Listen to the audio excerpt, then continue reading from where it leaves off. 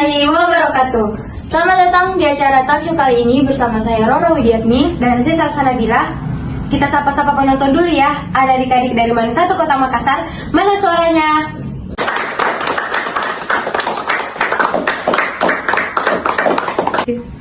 Ya, hari ini kita akan kedatangan dua narasumber yang akan sharing-sharing bersama kita di acara talkshow kali ini. Topik hari ini begitu spesial. Kenapa begitu spesial? Karena topik kali ini kita akan membicarakan kepribadian seseorang ya. Jadi topik hari ini bakal membuat kita lebih maksud saya lebih terbuka atau lebih sadar.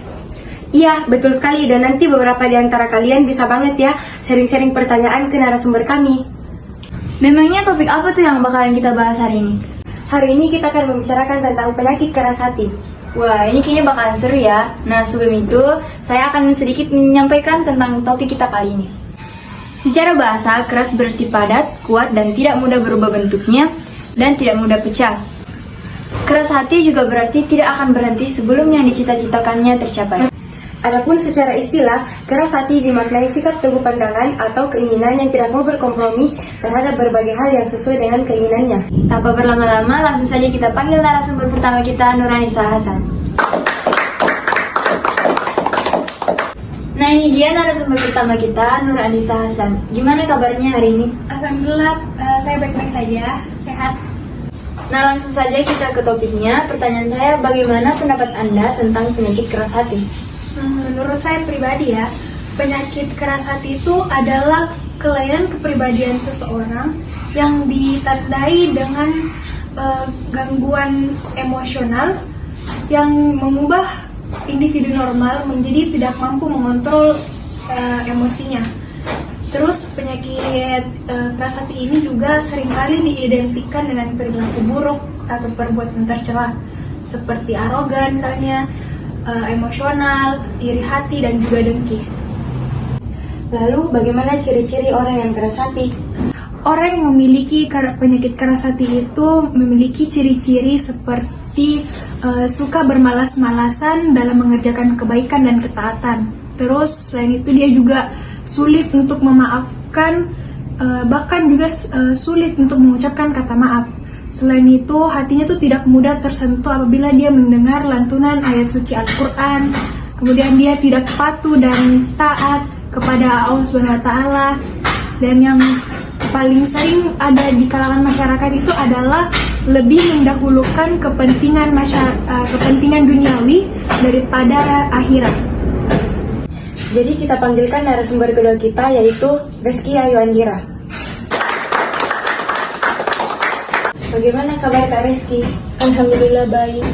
Sesuai topik hari ini, bagaimana pandangan Kak Reski tentang penyakit keras hati? Menurut saya pribadi, keras hati ialah adanya sifat dalam hati yang tidak peduli atau acuh tak acuh terhadap kesusahan orang lain. Jadi bahaya apa yang ditimbulkan dari penyakit keras hati? Nah, ada beberapa bahaya yang dapat ditimbulkan dari keras hati.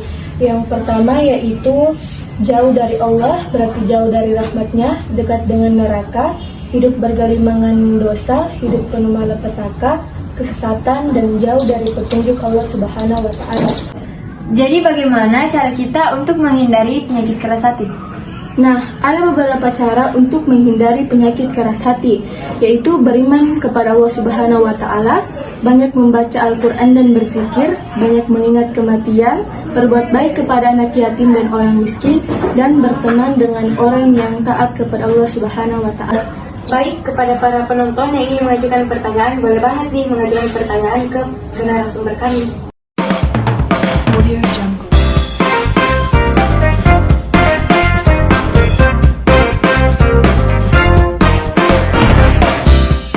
Nah, untuk adik yang bagian sana, silakan mengajukan pertanyaannya.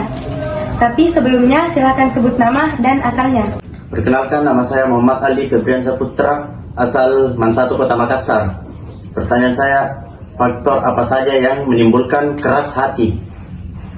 Ada beberapa faktor yang dapat menimbulkan keras hati. Di antaranya, mengingkar janji kepada Allah Subhanahu wa Ta'ala, sikap munafik dan syirik, tertawa yang berlebihan yang dapat mematikan hati, berbicara dan makan yang berlebihan, banyak melakukan dosa dan bergaul dengan orang kafir dan tidak melakukan kewajibannya sebagai umat Islam. Nah, untuk adik yang bagian sana, silakan mengajukan pertanyaannya. Tapi sebelumnya, silakan sebut nama dan asalnya. Saya Muhammad Yusuf, asal Mansatu Kota Makassar. Pertanyaan saya, sebagai seorang muslim, upaya apa yang harus dilakukan untuk memelihara keadaan hati agar tidak menjadi hati yang keras dan membatu? Dulu saya pernah membaca buku yang juga membahas tentang penyakit keras hati. Ada beberapa kalimat yang saya ingat, yaitu hati seorang hamba akan menjadi kuat apabila pemiliknya itu menempuh 3 tindakan. Tindakan yang pertama adalah menjaga kekuatan hati. Kekuatan hati ini akan terjaga dengan iman dan takwa. Yang kedua adalah melindungi diri dari segala gangguan dan bahaya. Perkara yang membahayakan di sini yang dimaksudkan yaitu seperti dosa, kemaksiatan, dan segala hal bentuk penyimpangan. Dan tindakan yang terakhir, tindakan ketiga, yaitu mengeluarkan zat-zat sisa yang mengendap dalam dirinya dengan senantiasa berzikir dan berdoa.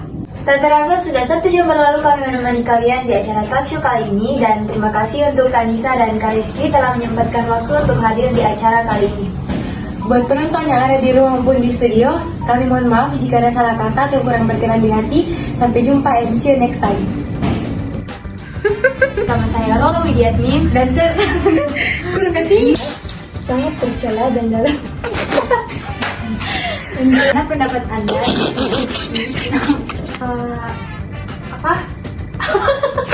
Sebagai orang muslim, upaya apa yang perlu dilakukan untuk memelihara keadaan hati agar tidak